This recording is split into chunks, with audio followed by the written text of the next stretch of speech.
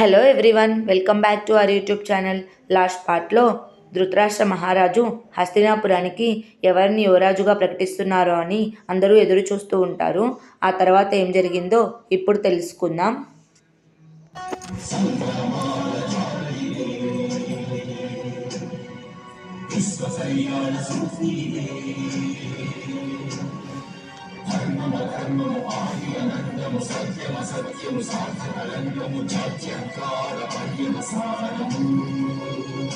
శక్తిదే భక్తిదే జీవన్ముక్తికి మార్గమిదే పంచమవేద సారం మహాభారతం కృష్ణుడు చూపిన లీల ఇది జీవన వేద మార్గమిది గీత జనించిన క్షేత్రమే మహాభారతం. మహామంత్రి విదురుడు భీష్ముల వారి దగ్గర రాకుమారులందరూ ఆశీర్వాదం తీసుకుంటే వాళ్ళకంతా మంచి జరుగుతుందని చెప్తాడు. ఆ తర్వాత భీష్ముడు లేచి, ఈరోజు హస్తినాపురానికి కొత్త తరం రాబోతుంది. ఇదంతా చూస్తుంటే నాకు గడిచిన రోజులు గుర్తుకు వస్తున్నాయి. ధృతరాష్ట్రుడు, పాండు, విదురుడు చిన్నగా ఉన్నప్పుడు నా చుట్టూ కూర్చొని విద్యాభ్యాసం చేస్తూ ఉండేవాళ్ళు.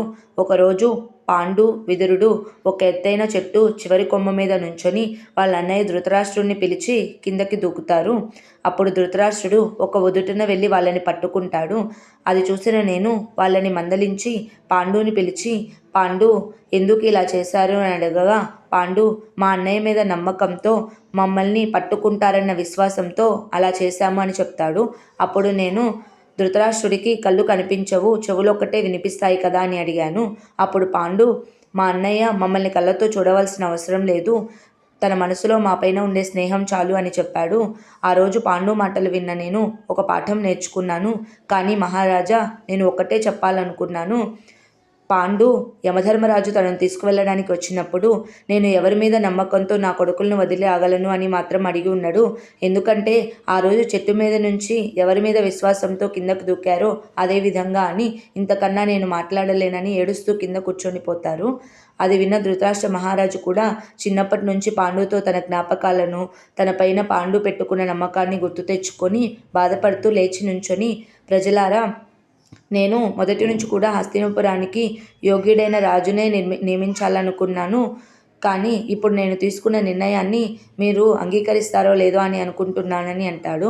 అప్పుడు దుర్యోధనుడు, మీ మనసులో ఉన్నదే మీరు ప్రకటించండి, మీ మీద అందరికీ గౌరవం ఉంటుంది, మీరు ఎలాంటి నిర్ణయం తీసుకున్నా మేము దానికి కట్టుబడి ఉంటాము అని అంటాడు. అప్పుడు ధృతరాష్ట్రుడు, ఈ హస్తినాపురం, ఈ కురు సామ్రాట్ అయిన ధృతరాష్ట్రుడు అనే నేను ఈ హస్తినాపురానికి యువరాజుగా ఎవరిని నియమిస్తున్నానంటే అని అంటారు.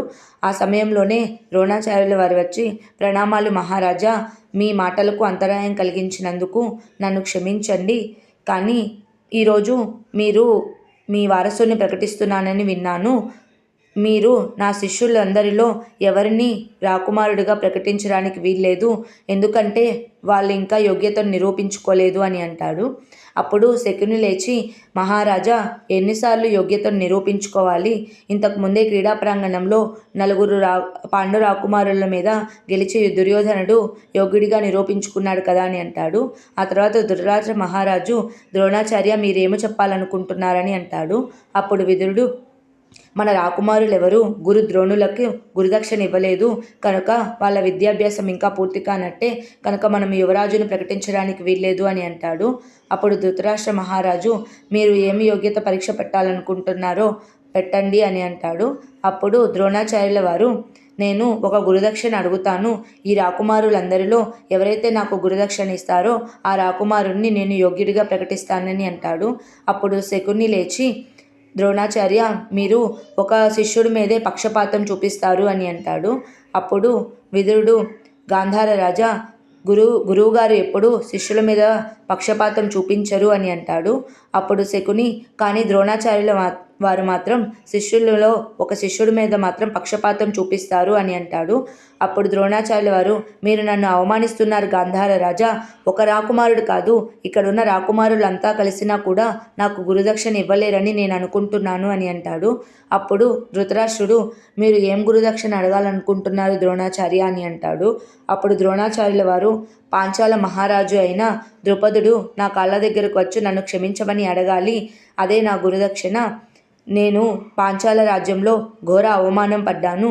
అప్పుడే నిర్ణయించుకున్నాను, నేను విద్య నేర్పించిన శిష్యులే నా ప్రతీకారానికి ప్రతిఫలంగా నాకు గురుదక్షిణ ఇవ్వాలని నిర్ణయించుకున్నాను. కనుక ఈ రాకుమారుల్లో నాకు ఆ గురుదక్షిణ ఎవరిస్తారో నేను వారిని యోగ్యుడిగా ప్రకటిస్తాను.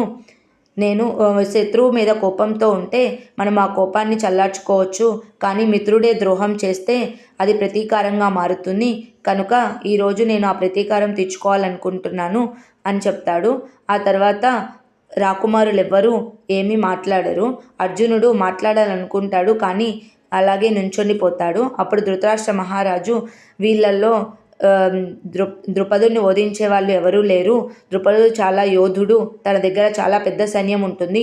కనుక నా కుమారులు ఎవరు అలాంటి గురుదక్షిణ ఇవ్వలేరు, వేరే గురుదక్షిణ అడగండి అని అంటాడు. అప్పుడు మహారాజా, ఇది వ్యాపారం కాదు, గురుదక్షిణ. గురువు ఏది అడిగితే అది ఇవ్వాలి.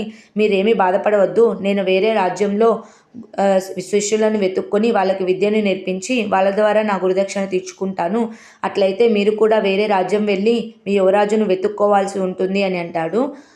అని వెళ్ళిపోతూ ఉండగా అర్జునుడు, ఆగండి గురువర్య అని అంటాడు. ఆ తర్వాత ఏం జరిగిందో నెక్స్ట్ పార్ట్లో తెలుసుకుందాం. Please like, share and subscribe to our YouTube channel. Thank you.